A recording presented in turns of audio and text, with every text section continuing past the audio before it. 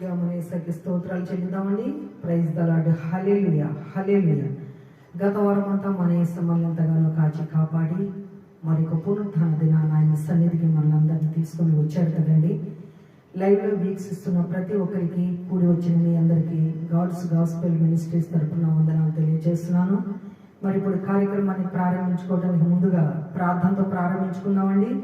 మమ్మల్ని మిక్కిలిగా ప్రేమించిన మా ప్రియ పరలోకపు తండ్రి, మీ పాదాలకు స్తోత్రాలు స్తుతులు చెల్లిస్తున్నామయ్యా.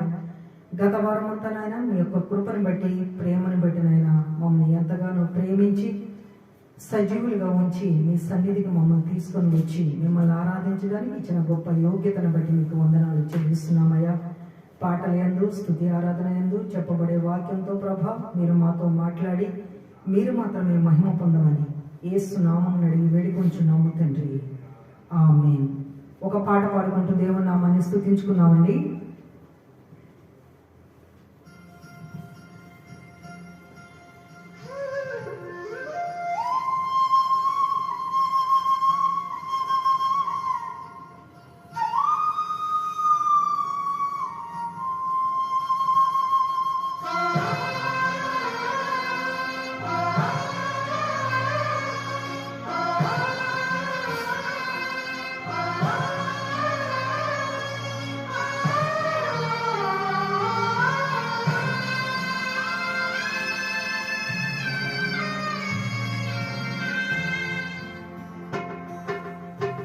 నీ ప్రేమే నన్ను ఆదరించేను, నీ ప్రేమే నన్ను ఆదరించేను.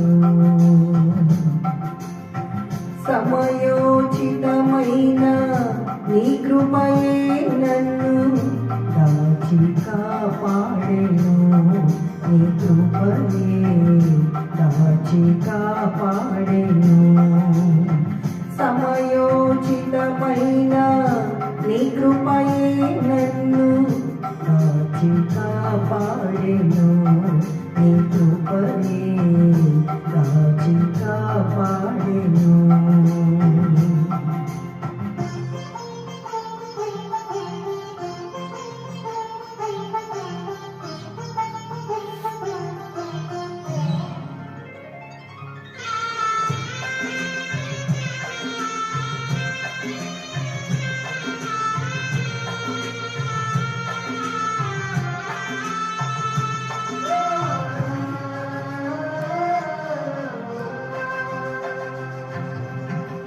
చీకటి కెరటాలలో కృంగిన వేళలో ఉదయించెను నీ కృపణాయగలో, చెదరిన మనసే నూతనమాయన. ఉదయించెను నీ కృపణాయగలో, చెదరిన మనసే నూతనమాయన. మనుగడయే మరుపు తిరిగేనా, మనుగడయే మరుపు తిరిగేనా.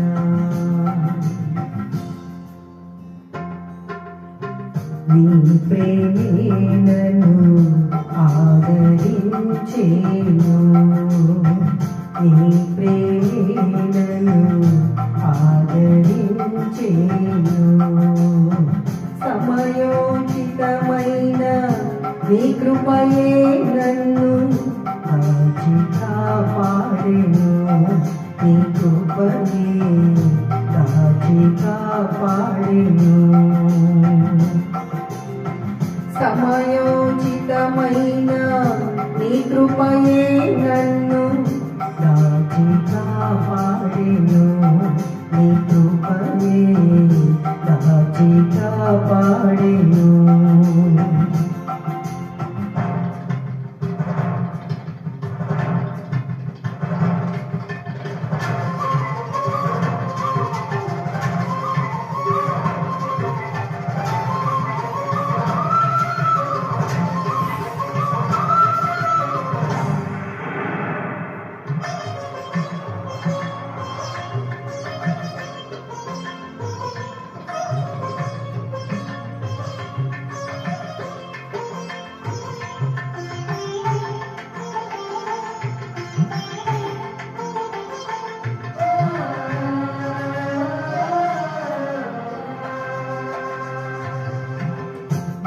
సూచకమైన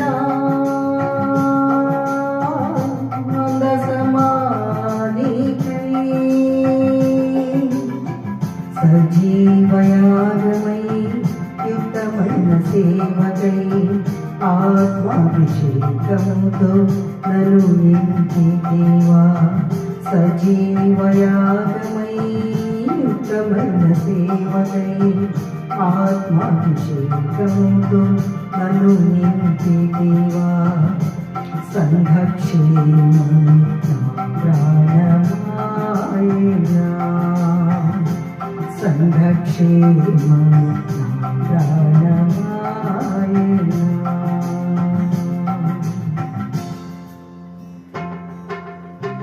నీ ప్రేమే నన్ను ఆదరించేను, నీ ప్రేమే నన్ను ఆదరించేను. సమయోచితమైన నీ కృపయే నన్ను దాచి కాపాడెను, నీ కృపయే దాచి కాపాడెను. సమయోచితమైన నీ కృపయే నన్ను దాచి కాపాడెను, నీ కృపయే దాచి కాపాడెను. Praise the lord. హల్లెలూయా.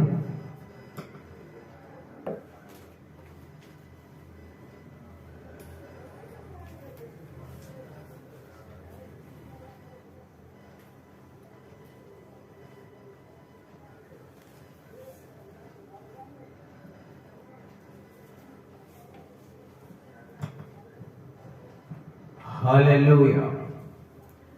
గత వారం నుండి కూడా నేటి ఉదయకాలం వరకు మనకందరికీ తోడుగా ఉండి మనందరినీ కాచి కాపాడే ఆయన బాహువులు మనల్ని ఉంచి సురక్షితముగా ఉదయకాలమున ఆ దేవాతి దేవుని సన్నిధిలో ఆ దేవుణ్ణి ఆరాధించుట కృప చూపిన మన సృష్టికర్త మనకు జన్మనిచ్చిన మనం ఆరాధిస్తున్నాం ఆ దేవునికి కృతజ్ఞతాస్తులు చెల్లిస్తున్నాం. సమస్త మహిమా ఘనత ప్రభావమున దేవునికి కలుగును గాక. ఆమేన్.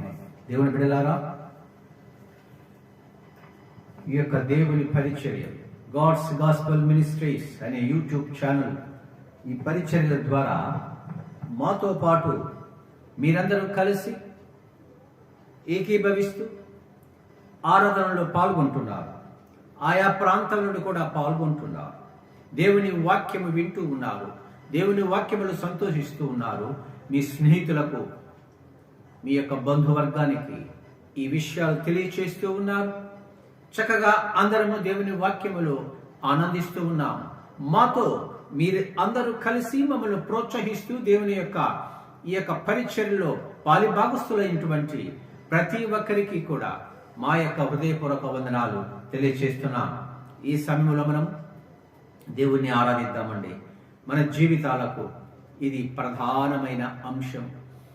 ఈ జీవితాన్ని ఈ యొక్క జీవన యాత్రలో మన జీవితాలను కొనసాగిస్తూ మనకు ఎల్ల వేళలా తోడుగా ఉంటూ మనల్ని రక్షిస్తున్న ఆ దేవుణ్ణి ఈ ఉదయకాలమున ఈ యొక్క దినాన్ని మనకు అనుగ్రహించిన, ఈ యొక్క సమయాన్ని మనకు అనుగ్రహించిన ఆ దేవుణ్ణి కొద్ది నిమిషాలు మనము అందరము కలిసి ఆరాధిద్దామండి. ఎవరు మౌనముగా ఉండవద్దు. మీ మీ హృదయాలలో, మీ అంతరంగంలో నుండి ఆ దేవుణ్ణి మీ ఇష్టము చొప్పునని మీకు ఎలా ఆరాధించాలని అనిపిస్తే అలాగా మీలో కలిగేటువంటి ఆ యొక్క స్పర్శను బట్టి, ఆ యొక్క ఉత్సాహాన్ని బట్టి, ఆ పురికొల్పే విధానాన్ని బట్టి పరిశుద్ధాత్మ దేవుడు మీ అందరికీ తోడుగా ఉండి ఆ యొక్క దేవుని ఆరాధించే విషయంలో మీకు సహాయం చేస్తాడు. మీ మనస్సు, మీ హృదయం సిద్ధంగా ఉంచుకొని దేవుణ్ణి ఆరాధిద్దాం. పరిశుద్ధుడు పరిశుద్ధుడు పరిశుద్ధుడు పరిశుద్ధుడు అనొచ్చు. కోటాను కోట్ల దూతలతో, దూత గణములతో నిత్యము ఆరాధింపబడుచున్న మా దేవా, పరిశుద్ధ దేవా, పరమందు ఆశ్రుడైన తండ్రి, సైన్యములకు అధిపతి అయిన యెహోవా, ఎవరు సమీపింపరాని తేజస్సులో మీరు మాత్రమే వసించుచు విశ్వమును దృష్టిస్తూ ప్రతి మానవులు చేయుచున్న సకల ప్రాణులు సంచరించుచున్న విధానము దృష్టిస్తున్న గొప్ప దేవా మీకే స్తోత్రములు. మానవ జాతి అందరినీ ప్రేమించిన గొప్ప దేవుడు, మానవులకు జీవితాన్ని అనుగ్రహించిన గొప్ప దేవుడు, మానవులకి కావలసిన సకల సదుపాయాలను అనుగ్రహించిన గొప్ప దేవుడు, కావలసిన సంతృప్తికరమైన ఆహారాన్ని సకల ప్రాణులకు అనుగ్రహించిన గొప్ప దేవుడు. పుట్టిన నాటి నుండి మా దినం మా ఆయుష్కాలం ముగించు వరకు ప్రతి ప్రాణికి మీరు తోడుగా ఉండి జీవింపచేస్తూ సహాయపడుతున్న గొప్ప దేవా మీకు స్తోత్రములు స్తోత్రములు స్తోత్రములు. లెక్కించలేని స్తోత్రములు ప్రభువా. అల్పులము అయోగ్యులము పనికి రాని వారం, ఏ మంచి మాలో లేదు, ఏ యొక్క యోగ్యత మాలో లేదు, అయినను మీరు ప్రతి ఒక్కరిని ప్రేమిస్తున్నారు. ఏ ఒక్కరిని మీరు తృణీకరించకుండా మీ బాహువులో చేర్చుకుని మీ కౌగిల్లో మమ్మల్ని అందరినీ ఉంచి సురక్షితముగా జీవింపచేస్తున్న ప్రేమ కలిగిన తండ్రి, మానవుల కొరకు ప్రాణము పెట్టిన దేవా, మా ప్రాణదాత, మా జీవదాత, మా దైవమా, మా ఆరాధ్య దైవమా, మీకు స్తోత్రములు ప్రభు. మీకే స్తోత్రములు. ఎన్నిక లేని మానవులు మీరు ఎన్నుకున్నారు. మీ రాజ్యముల యుగములు మీతో పాటు జీవించుటకు మీరు ఇష్టపడుతూ ఉన్నారు. ఏ ఒక్కరు నశించిపోకుండా ప్రతి ఒక్కరు ఈ జీవిత కాలాన్ని ఈ యొక్క భూమిపై ముగించుకొని అటు తరువాత ఈ మానవ శరీరమును వదిలివేసి ఆత్మతో మీ సన్నిధిలో చేరి యుగ యుగములు మీ సన్నిధిలో మిమ్మల్ని పరలోక పట్టణములో మీ ఎదుట మిమ్మల్ని ఆరాధించుటకు మీరు ఇష్టపడుచు అదే ఇష్టాన్ని మా జీవిత కాలములో మాపై చూపిస్తూ మమ్మల్ని జీవింపచేస్తున్న గొప్ప దేవా మీకు స్తోత్రాలు నాయన. మీకే స్తుతులు స్తోత్రాలు. దేవుని బిడ్డలారా, మనమందరము కంఠములను ఎత్తి మన స్వరములను కోటి కంఠాలు ఏక కంఠముగా మార్చి మన రక్షకుడైన దేవాతి దేవుణ్ణి ఆరాధిద్దామండి. హృదయపూర్వకంగా ఆరాధిద్దామండి. గలములెత్తి ఆరాధిద్దామండి. మహిమకరంగా దేవునికి మహిమ ప్రభావములు కలుగులాగున ఆరాధిద్దామండి. అందరూ కలిసి నాతో ఏకీభవిస్తూ ఆరాధిద్దామండి.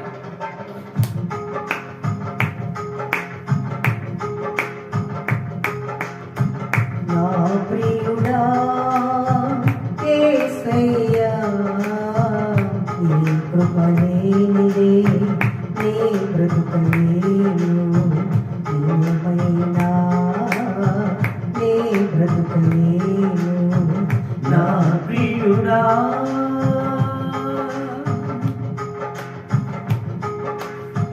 నీ చేతితోనే నన్ను లేపినావు, నీ చేతితోనే నన్ను చెక్కుకుంటివి, నీ చేతితోనే నన్ను లేపినావు, నీ చేతిలోనే నన్ను చెక్కుకుంటివి, నీ చేతి నీడలో నన్ను దాచుకుంటివి, నీ చేతి నీడలో మము దాచుకుంటివి. నా ప్రియుడా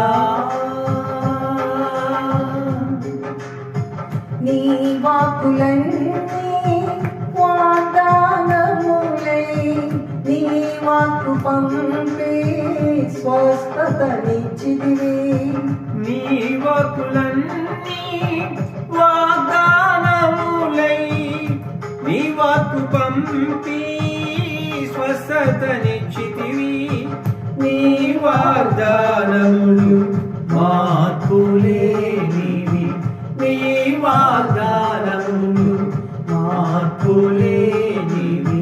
నా ప్రియుడా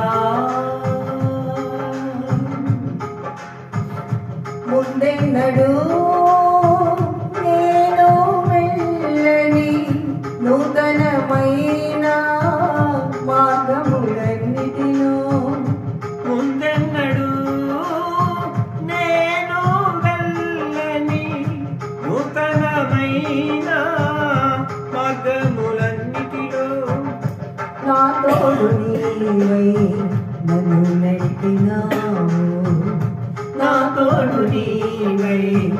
మమ్ము నడిపినావు నా ప్రియుడా యేసయ్యా. నీ కృపలేనిదే నే బ్రతుకలేను, క్షణమైనా నే బ్రతుకలేను నా ప్రియుడా.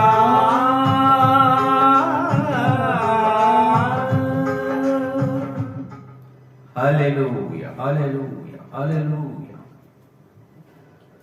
స్తోత్రం ప్రభువా, మా ప్రియుడా, మా రక్షక, మా ఆరాధ్య దైవమా, మీకే స్తోత్రములు, స్తోత్రములు ప్రభువా.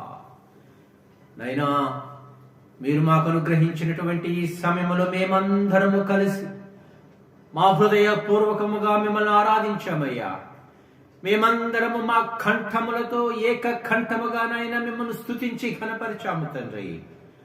మా స్తుతి ఆరాధనను మీరు స్వీకరించారని విశ్వసిస్తున్నా. ఆరాధించిన ప్రతి బిడను మీరు నాయన జ్ఞాపకము చేసుకొని నాయన నిత్యము మీ ఆరాధన నడిపించమని ప్రార్థిస్తున్నామయ్యా. ప్రభు, ఈ సమయాన్ని మాకందరికి అనుగ్రహించినందుకు మీకు కోట్ల కొలదిగా కృతజ్ఞతాస్తుతులు చెల్లిస్తున్నాము. ఇప్పుడు మీ వాక్యాన్ని మేము ధ్యానం చేయబోతున్నాము నాయన.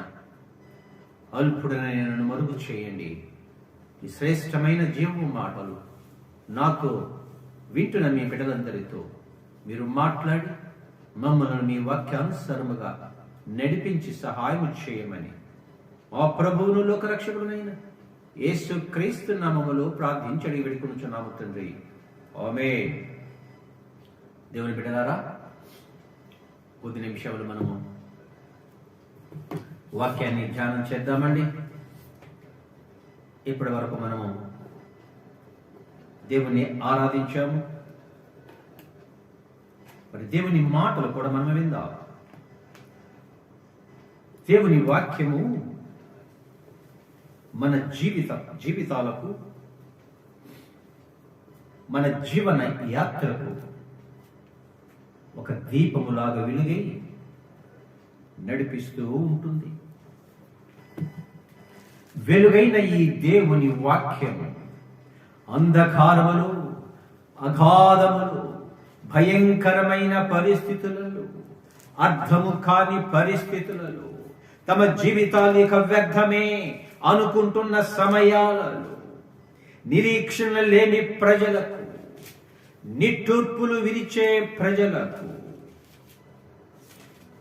ఎంతో ఆశీర్వాదకరముగా, ప్రాణాన్ని జీవింపచేసే విధముగా దేవుని వాక్యము అటువంటి వ్యక్తులకు ఎంతో సహాయం చేస్తుంది. మనము ఈ సమయంలో ధ్యానం చేయబోయేటటువంటి ధ్యానాంశం ఈ లోక జ్ఞానము. మనకు పాఠాంశము ఈ లోక జ్ఞానము ఏమిటో, జ్ఞానం కోసము మానవ జాతి అంతా ఏ విధంగా పరుగులెడుతున్నారో, వాక్యము ఏమి చెప్పబడుతున్నదో అవన్నీ మనము పరిశుద్ధ గ్రంథము నుండి కొన్ని విషయాలు తెలుసుకుందామండి. బహు క్లుప్తముగా మనము వాక్యాన్ని ధ్యానం చేద్దాము. అందరూ శ్రద్ధ కలిగి మీ యొద్ద ఉన్న బైబిల్ను తెరచి వాక్యాన్ని చదువుతున్నప్పుడు మీరు కూడా చదవండి. అటు తరువాత గ్రహించడానికి ప్రయత్నం చేయండి. యోబు గ్రంథము 28వ అధ్యాయములో 12వ వచనం, 13వ వచనం. యోబు గ్రంథము 28వ అధ్యాయము 12, 13 వచనం. అయితే జ్ఞానము ఎక్కడ దొరుకును? వివేచన దొరకు స్థలము ఎక్కడ ఉన్నది? వివేచన దొరకు స్థలము ఎక్కడ ఉన్నది? నరులు దాని విలువను ఎరుగరు, ప్రాణులున్న దేశంలో అది దొరకదు. గమనించండి దేవుని బిడ్డలారా, దేవుని వాక్యములు యోబు గ్రంథములో వ్రాయబడినటువంటి మాటలు, దేవుని మాటలు. ఈ లోక జ్ఞానములో మానవులందరము కూడా, నేను, మీరు, మానవ జాతి 50 మంది కూడా మనుష్యులనబడేవారు ఈ లోకములో పుట్టిన నాటి నుండి మరణించే వరకు కూడా జ్ఞానము కోసము ప్రాకులాడుతూ ఉంటారు. జ్ఞానము కోసము వెతుకుతూ ఉంటాం. జ్ఞానాన్ని సంపాదించుకోవటానికి అనేక ప్రయత్నాలు చేస్తూ ఉంటామండి. ప్రతి వ్యక్తి జీవించటానికి, బ్రతకటానికి, తన బ్రతుకును, తన కుటుంబాన్ని, తన వారిని బ్రతికించటానికి మొట్టమొదటిగా వెతికేది జ్ఞాన సంపాదన. ఒక పని కోసం వెతుకుతాము, ఆహారము సంపాదించుకుంటాము. పుట్టిన ప్రతి ఒక్కరూ చేసే పని అది. నీ యొక్క ఆకలి బాధ తీర్చుకోవటానికి నీ మనస్సు వెతుకుతూ ఉంటుంది. ఏ విధంగా నా ఆకలి బాధను తీర్చుకోవాలి, ఏ విధానములు నేను వెళ్ళాలి, ఏ విధముగా ఆహారాన్ని సంపాదించుకోవాలి అంటూ జ్ఞానయుక్తమైన ఆలోచనలు కలిగి ఆ విధంగా మనము జీవిస్తూ ఉంటాము కదా. సామాన్య మానవుడి నుండి గొప్ప పండితుని వరకు, అతి సామాన్య వ్యక్తి నుండి అత్యంత విలువైన వ్యక్తి వరకు ఎవరికైనా ఆహారము కొరకు అనేకమైనటువంటి విద్యలు, ఆ విద్యలు, ఆ జ్ఞానం, ఆ సంపాదించుకోవడం అంతా బ్రతకటం కోసమే. ఈ లోక జ్ఞానము లేకపోతే బ్రతకటము చేత కాకపోతే బ్రతకటము కష్టము. ఈ లోకములో బ్రతకటము చేత కాని వాళ్ళంటూ ఎవరు ఉండరు.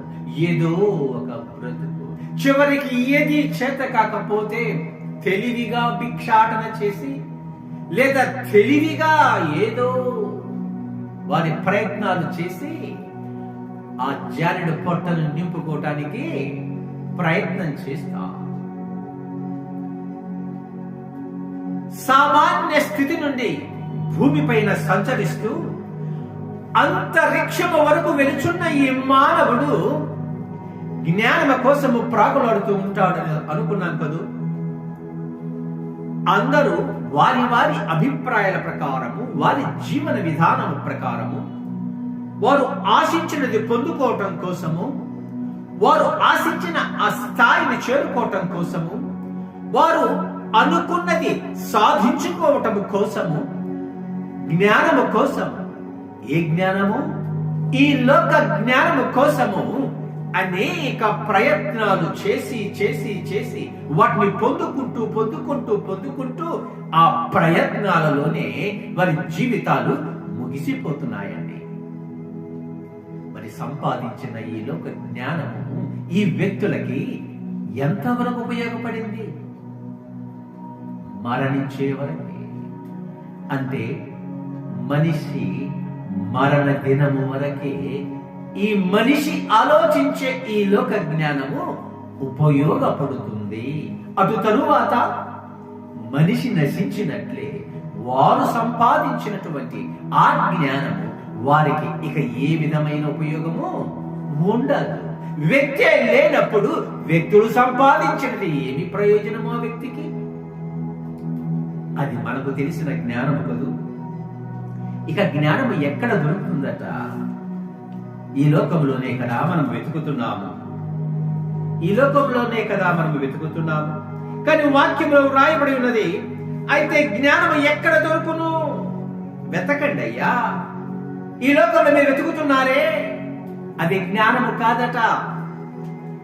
వివేచన, తెలివితేటల కోసం వెతుకుతున్నారే, అది ఎక్కడో ఇక్కడో అక్కడో ఈ యొక్క ప్రాంతంలోనో ఆ యొక్క ప్రాంతంలోనో, లేకపోతే ఈ రాష్ట్రంలోనో ఆ రాష్ట్రంలోనో, ఈ యొక్క సంస్థలోనో ఆ సంస్థలోనో, లేక ఈ దేశములోనో పరాయి దేశములోనో జ్ఞానము లభిస్తుంది, వివేచన లభిస్తుంది. Highly knowledge, we will acquire highly knowledge in so country. పలానా దేశంలో పలానా సంబంధించిన జ్ఞానాన్ని మనము సంపాదించుకోగలము అంటూ వెతుకుతూ ప్రాకులాడుతూ వెళ్ళిపోతున్నాము కదూ. ఎక్కడ దొరుకుతుంది జ్ఞానం? నువ్వు వెతికేది జ్ఞానమేనా? దేనికోసం వెతుకుతున్నావా? నీవు జ్ఞానం కోసం వెతుకుతున్నావా? మరి ఆ జ్ఞానమును కోసం నువ్వు వెతికిన ఆ జ్ఞానము నీకు ఎంతవరకు ఉపయోగపడుతుంది అంటే మనం ఏ జవాబు చెప్పలేమండి. గమనించండి, మన జ్ఞానం, ఈ లోక జ్ఞానం ఎలా ఉందంటే, బాగా చదివి మంచి గొప్ప వ్యక్తులు కావచ్చు, గొప్ప గొప్ప వైద్యముల నిపుణులు కావచ్చు, గొప్ప శాస్త్రవేత్తలు కావచ్చు, పండితులు కావచ్చు, విద్వాంసులు కావచ్చు, శాస్త్రవేత్తలు కావచ్చు, ధనవంతులు కావచ్చు, పాలకులు కావచ్చు, అధికారులు కావచ్చు. మీరు సంపాదించిన ఈ లోక జ్ఞానము ఉపయోగించి ఈ స్థాయిలలో ఆయా వ్యక్తులు రీచ్ అవ్వగలరు, ఆ యొక్క స్థానాలకు చేరుకోగలరు. కానీ మనము సంపాదించినటువంటి ఈ లోక జ్ఞానమట దేవుడు చూచినప్పుడు, ఈ మనిషిని సృష్టించిన దేవుడు ఈ మనిషి సంపాదించుకొని అతిశయపడుతున్నా, ఉప్పొంగుతున్నా, గర్విస్తున్నా ఈ మానవుడు సంపాదించిన ఈ లోక జ్ఞానాన్ని దేవుడు చూసి, ఈ లోక జ్ఞానము దేవుని దృష్టిలో ఏ విధముగా ఉన్నదని చెప్తున్నారో, వెర్రితనముగా ఉన్నదట.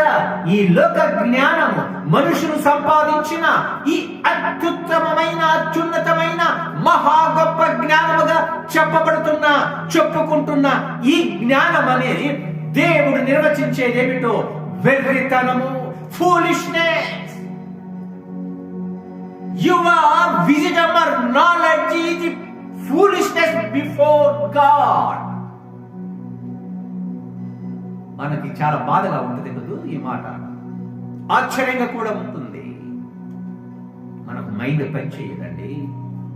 ఏమిటి, నేను ఎంత గొప్పవాణ్ణే ఈ దేశంలో, ఈ ప్రపంచంలో, నాకున్న జ్ఞానము, నాకున్న తెలివితేటలు, నాకున్న గొప్పతనము ఇక ఈ ప్రపంచంలో మరి ఎవరికి లేదే, నేనే అత్యుత్తమమైనటువంటి బిరుదు కూడా పొందానే.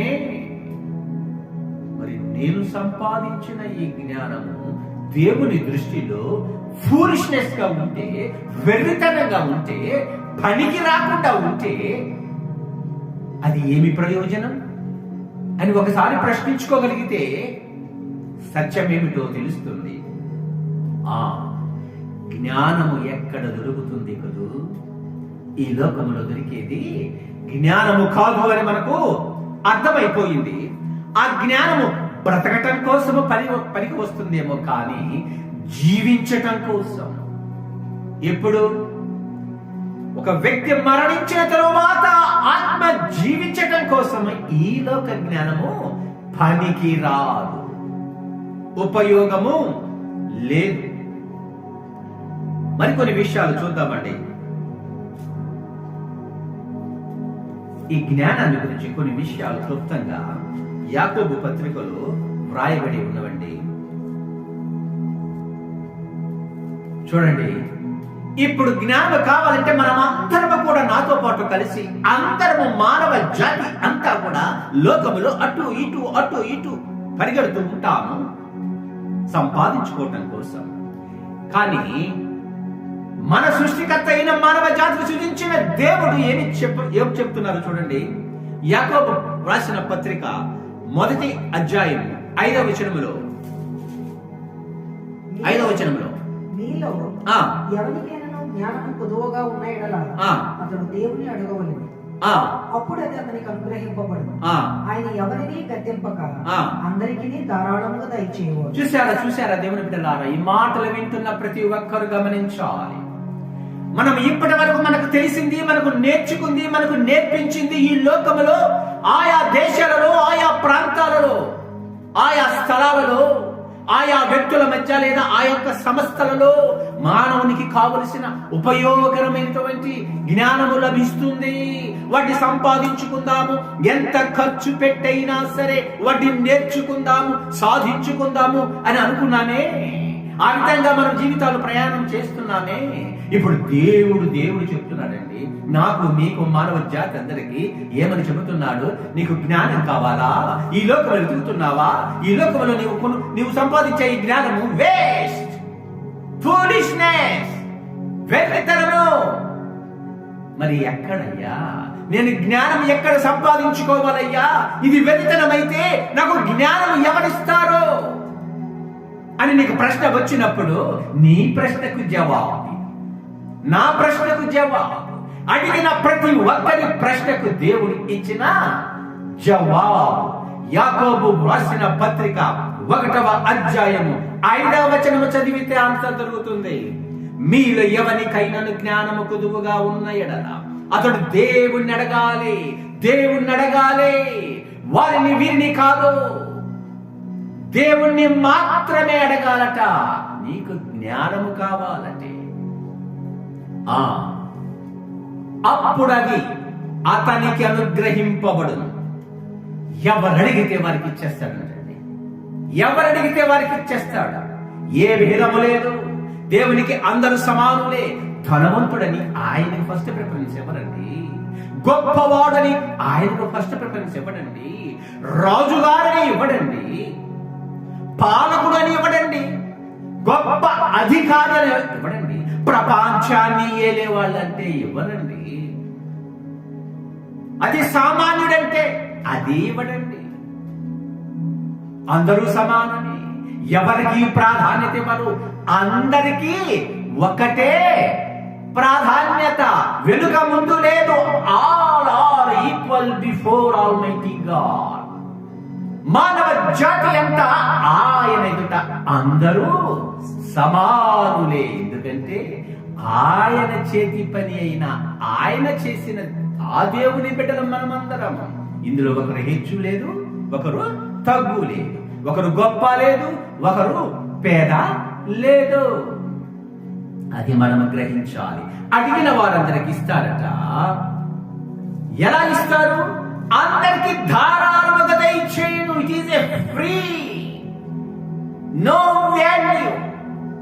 విలువ పెట్టుకోవలసిన పని లేదు. నువ్వు ఫీజు కట్టుకోవలసిన పని లేదు. నువ్వు లక్షలు పోసి అది సంపాదించుకోవలసిన పని లేదు. It is a free gift. ఉచితంగా ధారాళంగా నీకు కావలసినంత ఇస్తాడట జ్ఞానం దేవుడు. అయితే ఒక కండిషన్ అండి. అయితే అతడు, ఎవరైతే దేవుణ్ణి జ్ఞానం అడుగుతారో అతడు ఏ మాత్రమును సందేహింపక విశ్వాసముతో అడగాలి.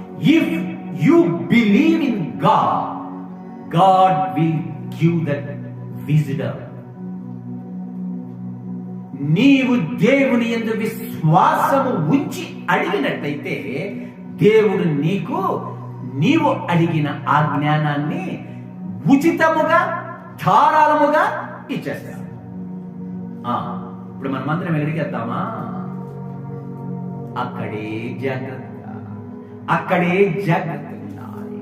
జ్ఞానం ఇచ్చే దేవుణ్ణి మొదట వెతకాలి. ఎక్కడ దొరుకుతుందని కదమ్మా ఈ లోకాన్ని మనం వెతికాము. ఇప్పుడు ఎక్కడ దొరుకుతుందని చెప్పాడు? దేవుడి దగ్గర దొరుకుతుందని చెప్పాడు కదా దేవుడు. ఇప్పుడు మనం వెతకవలసింది ఎవరు? యెహోవా ఉత్తముడని వెతకాలి. ఎక్కడ దొరుకుతాడు? పరిశుద్ధ గ్రంథము తెరిస్తే, ఇది చదివితే ఎవరి దగ్గరకు నీవు పరిగెత్తక్కర్లా. ఇక్కడే ఈ అక్షరాలలోని, ఈ సువర్ణ అక్షరాలలోని నిత్యము నివసించే ఈ నిత్య నిబంధన, ఈ నిత్య జీవము కలిగినటువంటి ఈ దేవుని మాటలు నీకు జ్ఞానాన్నిస్తాయి. దేవుడు మాట్లాడతాడు నీతో ప్రత్యక్షముగా. అక్షరాలు కావు సుమా. అక్షరాల ద్వారా దేవుడు నీ ఆత్మతో నీ మనస్సులో నీకు చొప్పిస్తావు దేవుని జ్ఞానమేమిటో. దేవుని బిడ్డలారా, ఇప్పుడు ఏం చేయాలి? ప్రతి ఒక్కడు కూడా ఈ లోక జ్ఞానం ఆ వ్యక్తికి పనికి రానప్పుడు, దేవుడు ఇచ్చే జ్ఞానాన్ని వెతకాలన్నప్పుడు, దేవుడు ఉచితముగా ఇస్తానని తెలుసుకున్నప్పుడు, ఇప్పుడు అందరము కలిసి దేవుణ్ణి వెతకాలి. దేవుణ్ణి వెతికి ఆయన దర్శనము మనము చేసుకోవాలి. దేవుణ్ణి వెతికినప్పుడు ఆయన చెప్పే మాటలు చూడండి. సామెతలు. దేవుణ్ణి వెతికే ముందు మన జీవితాలు ఏ విధంగా ఉండాలి, మన ఉద్దేశాలు ఏ విధంగా ఉండాలి, మన హృదయాలు, మన మనస్సు ఏ విధంగా ఉండాలి. సామెతలలో మనం గమనించినట్లయితే 9వ అధ్యాయములో కొన్ని మాటలు ఉన్నాయండి, కొన్ని వచనాలు ఉన్నాయి. చదువుకుందాము. 9వ అధ్యాయములో కొన్ని వచనాలు ఉన్నాయి. యెహోవా యందు 10వ వచనం 9:10 యెహోవా యందు భయభక్తులు కలిగి ఉండుటయే జ్ఞానమునకు మూలము. పరిశుద్ధ దేవుని గూర్చిన తెలివియే వివేచనకు ఆధారము. నువ్వు జ్ఞానం కోసం దేవుణ్ణి అడిగే ముందు యెహోవా యందు ఏ జ్ఞానమైతే నీకు నాకు అడిగిన ప్రతి ఒక్కరికి ఇస్తారో ఆ దేవుని యందు మొట్టమొదటిగా ఆ వ్యక్తికి ఏముండాలట? భయభక్తులు ఉండాలట. ఆ భయభక్తులు ఉంటే ఆయనే కదా జ్ఞానానికి మూలము. ఆయన నుండే కదా జ్ఞానం వచ్చేది. ఆయనే కదా ఆ యొక్క జ్ఞానాన్ని నీకు ఇచ్చేది, మనకిచ్చేది. ఇప్పుడు మనం ఆ ఇచ్చే ఆయన ఎలా ఉండాలి? భయభక్తులు కలిగి ఉండాలి. అప్పుడు ఆయన యందు మనము భయభక్తులు కలిగి ఉన్నట్లయితే ఆయన ఆ వ్యక్తులకి ఆ జ్ఞానాన్ని అనుగ్రహిస్తాడు. ఆయన యందు భయభక్తులు కలిగి ఉండుట అంటే, ఆయన యందు భయభక్తులు కలిగి ఉండుట అంటే అర్థము ఏమిటి? ఎవరైతే దేవుని యందు భయభక్తులు కలిగి ఉంటారో ఆ వ్యక్తులకు దేవుడు తన జ్ఞానాన్ని అనుగ్రహిస్తాడండి. ఈ యొక్క దేవుని వాక్యములోనే చూడండి, ఎన్నిసార్లు గద్దించిన లోబడిని వాడు మరి తిరుగు లేకుండా హఠాత్తుగా నాశనమగును అనే ఒక మాట ఉన్నది, ఒక వాక్యం ఉన్నది. ఇప్పుడు యెహోవా ఎదుట మనం భయభక్తులు కలిగి ఉన్నట్లయితే దేవుడు మనల్ని గద్దిస్తున్నాడు. ఆ ముందు ఆ గద్దింపులకు లోబడాలి. ఎందుకు గద్దిస్తున్నాడు? అతిక్రమములను దాచిపెట్టువాడు వర్ధిల్లడు, వాటిని ఒప్పుకొని విడిచిపెట్టువాడు కనికరము పొందును. మనలో అతిక్రమములు ఉన్నవట. అంటే దేవునికి ఇష్టము లేని దుష్ట లక్షణాలు మనలో ఉన్నవట. ఆ దుష్ట లక్షణాలు దేవునికి ఇష్టము లేదు. చెడు లక్షణాలు దేవునికి ఇష్టము లేదు. చెడు స్వభావము దేవునికి ఇష్టము లేదు. చెడు ఉద్దేశాలు దేవునికి ఇష్టము లేదు. దేవునికి ఇష్టము లేని ఆ దుష్ట స్వభావ గుణగణాలను మనము దాచుకుంటున్నాము. ఎన్నిసార్లు దేవుడు గద్దించిన వాటిని విడిచిపెట్టకుండా వాటిని మనలోనే ఉంచుకుంటూ ఈ లోక జ్ఞానాన్ని మనము సంపాదించుకున్నాము. కానీ ఈ సంపాదించుకున్న ఈ లోక జ్ఞానము ఈ చెడు స్వభావముతోనే, ఈ స్వార్థముతోనే, ఈ దురాలోచనతోనే. స్వార్థము చాలండి ఒక వ్యక్తి పాడైపోవటానికి. నిస్వార్థపరులుగా ఉండమని దేవుడు అంటున్నాడు. కానీ మనమైతే స్వార్థము, నేనే గొప్పవాడిని కావాలి, నేనే ఉన్నత స్థితిలో ఉండాలి, నేను తప్ప వేరొకడు ఉండకూడదు. నీ స్వార్థమే నిన్ను పాడు చేస్తుందని దేవుడు తన మాటల ద్వారా హెచ్చరిస్తున్నాడు. ఇప్పుడు జ్ఞానం ఎందుకు? మనిషి జీవించిన తన జీవితాన్ని ముగించిన తరువాత ఆ వ్యక్తిలో ఉన్న ఆత్మనిత్యము జీవించటానికి, అంత మాత్రమే కాదు శరీరముతో ఉన్నప్పుడు కూడా మహిమకరంగా జీవించటానికి దేవుని జ్ఞానము కలిగి ఉండాలి ఆ వ్యక్తి. ఈ లోక జ్ఞానం అయితే కేవలము తాత్కాలిక జీవితము, ఆహారము నిమిత్తము, పేరు ప్రతిష్ట నిమిత్తము మాత్రమే ఉపయోగపడతాయి. ఆత్మను రక్షించి యుగములు జీవింప చేయటానికి ఉపయోగము లేదు. ఇప్పుడు దేవుడి ఇచ్చే జ్ఞానం నిత్య జీవము. ఇప్పుడు ప్రతి ఒక్కడు కనికరింపబడాలి.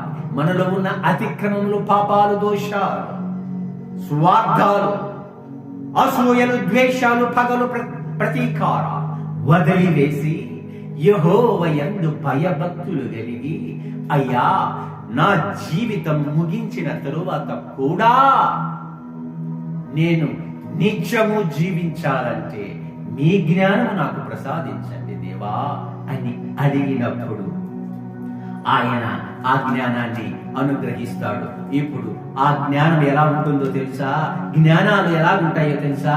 3వ అధ్యాయము యాకోబు పత్రిక 3వ అధ్యాయము 15 నుంచి చదువుతున్నాను. 3వ అధ్యాయం 15 నుంచి. ఈ జ్ఞానము గమనించండి. 13 నుంచి, మీలో జ్ఞాన వివేచములు గలవాడేవాడు, వాడు జ్ఞానంతో కూడి సాత్వికము గలవాడి తన యోగ్య ప్రవర్తన వలన తన క్రియలను కనుపరచవలెను.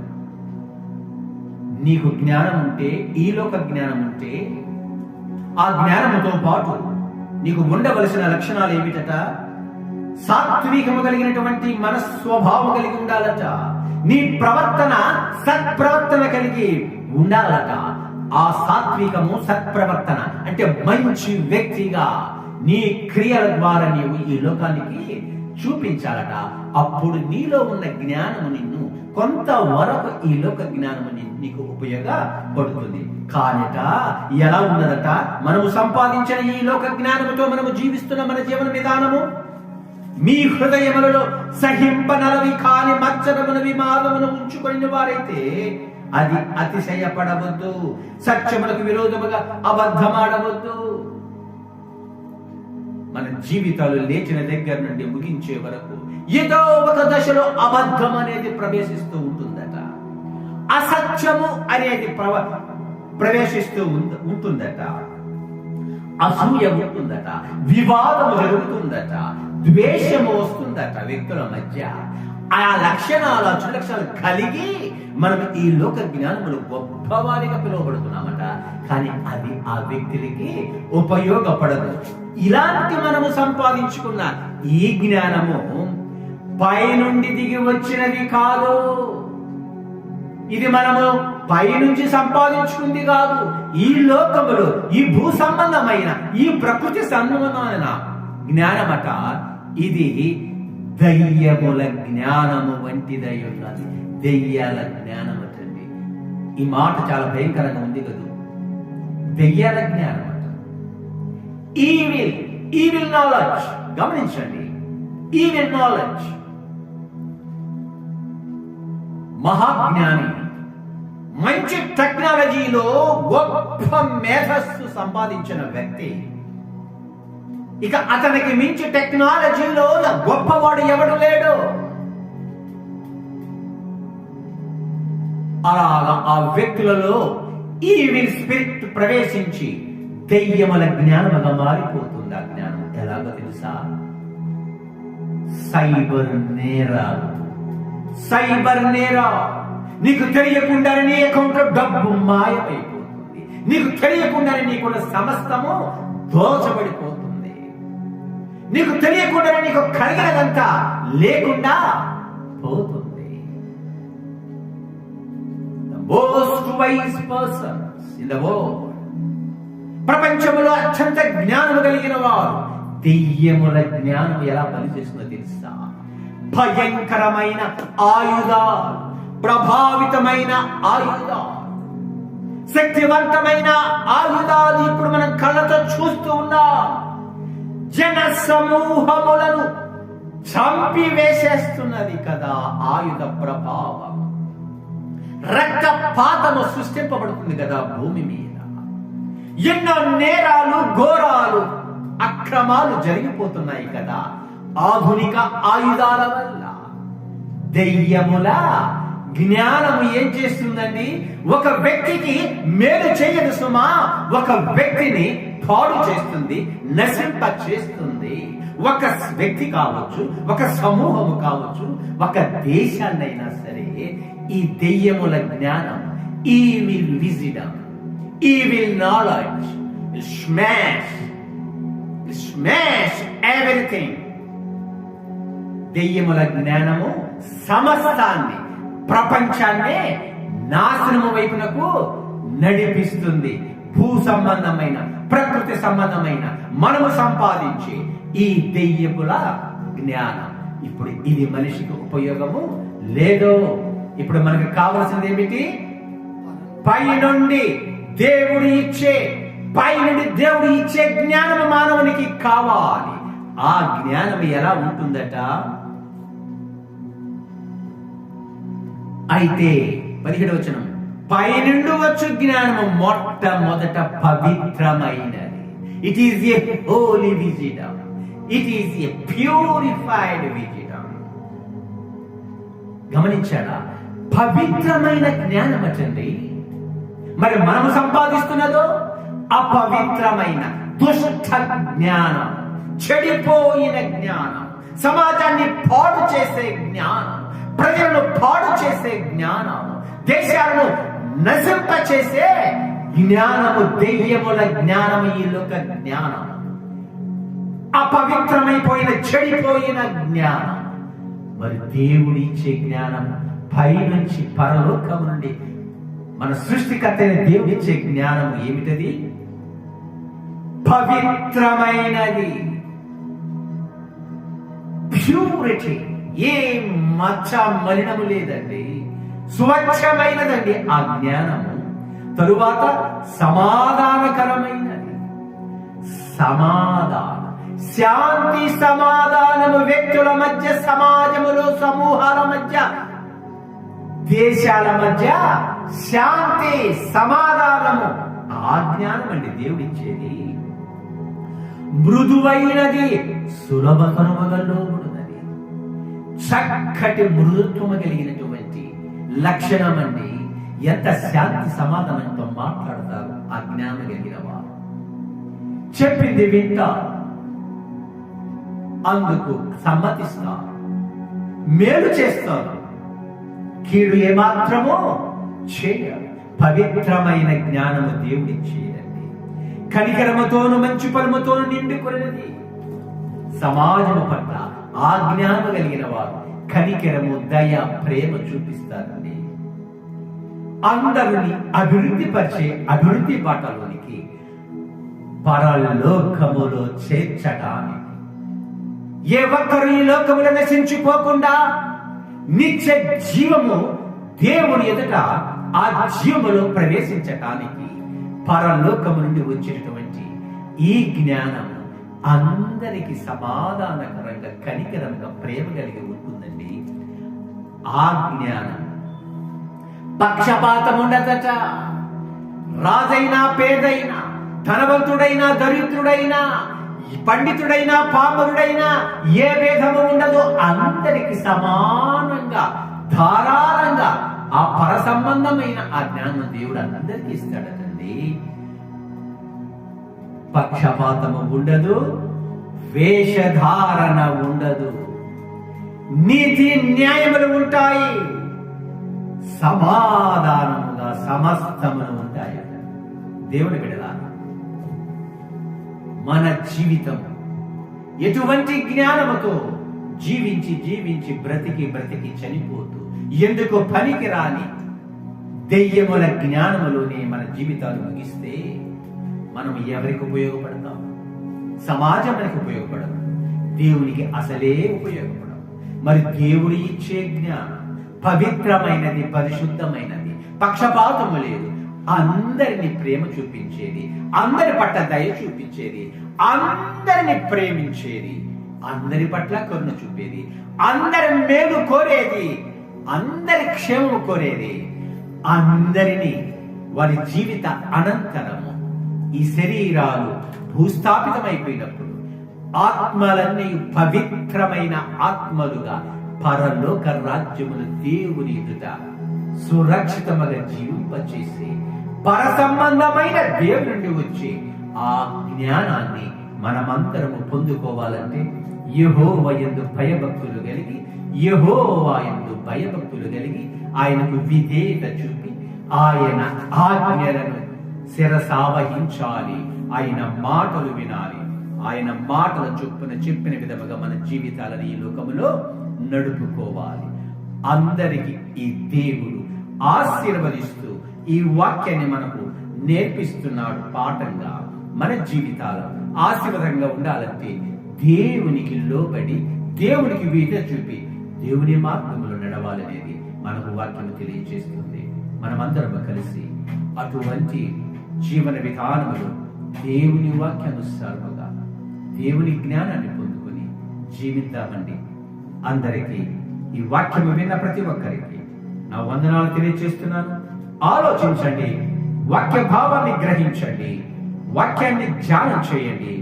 దేవుడు మీకు ఆ యొక్క జ్ఞానాన్ని అనుగ్రహించునుగాక. ఆమేన్. ప్రార్థించుకుందాం. మహాగురుడ మహోన్నతుడా, మీ యొక్క జ్ఞానం ఏమిటో, ఈ లోక జ్ఞానం ఏమిటో మాకు మీ వాక్యం ద్వారా తెలియచేశారయ్యా. ఈ లోక జ్ఞానము దెయ్యముల జ్ఞానము, నశించే జ్ఞానము, వ్యక్తిని పాడు చేసే జ్ఞానము, వ్యక్తులను పాడు చేసే జ్ఞానమని మీరు అనుగ్రహించే పర సంబంధమైన జ్ఞానము పవిత్రమైనది, సాత్వికమైనది, పరిశుద్ధమైనది, సమాధానకరమైనది, ప్రేమ కలిగినది, కనికరము కలిగినది, యుగ యుగములు జీవింపచేయే జ్ఞానం అని తెలియజేశారయ్యా. ఏ ఒక్కరు నశించిపోకుండా ప్రతి ఒక్కరు నిత్యరాజ్యములు యుగ యుగములు మీతో పాటు జీవించులాగా ప్రతి ఒక్కరికి నడిపించి సహాయం చేయమని సమస్త మహిమ ఘనత ప్రభావములు మీకే చెల్లిస్తూ మా ప్రభువు లోక రక్షకుడునైన యేసు క్రీస్తు నామములో ప్రార్థించడి వేడుకొనుచున్నాము తండ్రి. ఆమేన్. మన తండ్రి అయిన దేవుని యొక్క ప్రేమ, మన రక్షకుడైన యేసు క్రీస్తు ప్రభువు వారి కృపయు నిత్యము మనకు తోడుగా ఉంచిన పరిశుద్ధాత్మని యొక్క సహవాసం భూమిపై సకల పరిశుద్ధులకు సదా తోడయుండును గాక. ఆమేన్. అందరికీ వందనములండి.